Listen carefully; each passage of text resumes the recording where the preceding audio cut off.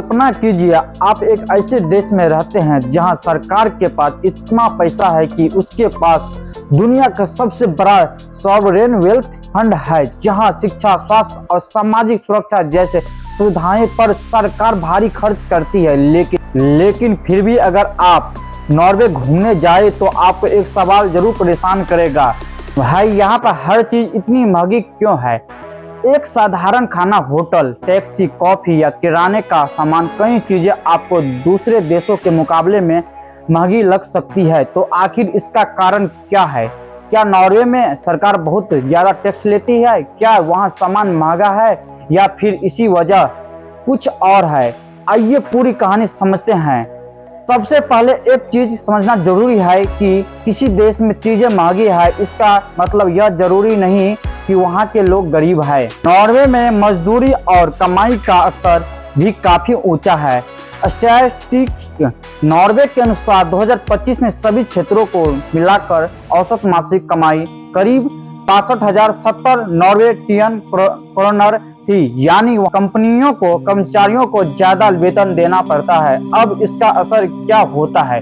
मान लीजिए एक रेस्तरां में काम करने वाले कर्मचारी को ज्यादा वेतन देना है, उसके साथ साथ रेस्तरां का किराया, बिजली बिल, टैक्सी, बीमा और दूसरी लागत भी चुकानी है, तो आखिर में उस खाते की कीमत बढ़ जाती है। यानी नॉर्वे में महंगाई का एक हिस्सा उच्च मजदूर और उच्च ऑपरेटिंग कॉस्ट से आते हैं। नॉर्वे की सरकार नागरिक से टैक्स लेकर बदले में कई सार्वजनिक सुविधाएं देती है। सरकार की आय में वैट यानी वैल्यू एडेड टैक्स भी बड़ा स्रोत है। नॉर्वे के 2025-2026 की सरकार की बजट में वैट वैल्यू एंड टैक्स से लगभग 406 अरब NOK की आय का अनुमान था। अब सवाल है, जब टैक्स इतना है तो लोग इसका विरोध क्यों नहीं करते? क्योंकि कहानी सिर्फ टैक्स की नहीं है, लोग यह भी देखते हैं कि उनके टैक्स के बदले उन्हें क्या मिल रहा है। सार्वजनिक सेवाएं, सामाजिक सुरक्षा और इंफ्रास्ट्रक्चर और वेलफेयर सिस्टम, यानी नॉर्वे का मॉडल कुछ ऐसा है। कम कीमत वाली सरकार नहीं, बल्कि महंगे लेकिन व्यापार, पॉलिटिक्स, सर्विस, व्यापक पब्लिक सर्विस वाली सरकार है। नॉर्वे का भूगोल क्या है हम बताते हैं। अब यहाँ एक बहुत दिलचस्प कारण आता है। नॉर्वे कोई छोटा सपाट मैदान नहीं, यहाँ पहाड़ों, जोर्स और लंबी कॉस्टलाइन वाला देश है। कई जगहों पर आबादी कम और शहरों एक दूसरे से काफी दूर है। इसका मतलब है कि एक सामान को एक जगह से दूसरी जगह पहुंचाने में समय लग सकता है, और जब ट्रांसपोर्ट महंगी होती है तो उसका असर आखिरकार दुकानों से मिलने वाली चीजों की कीमत पर आता है। यानी जो चीज किसी बड़े और घनी आबादी वाले बाजार से सस्ती मिल सकती है, वही नॉर्वे के किसी दूर दराज इलाके में महंगी हो सकती है। नॉर्वे हर चीज खुद नहीं बनाता।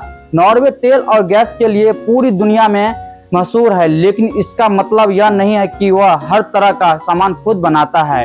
कई कंज्यूमर गुड्स बाहर से आते हैं और जब किसी देश को सामान इंपोर्ट करना पड़ता है तो एक्सचेंज रेट, ट्रांसपोर्ट और दूसरे खर्च की कीमत लिए निवेश किया। इसी से बना Norwegian government pension global fund, जिसे आमतौर पर नॉर्वे ऑयल फंड भी कहा जाता है। आज यह पूरी दुनिया में सबसे बड़ा सर्वहावी वैल्यू फंड है।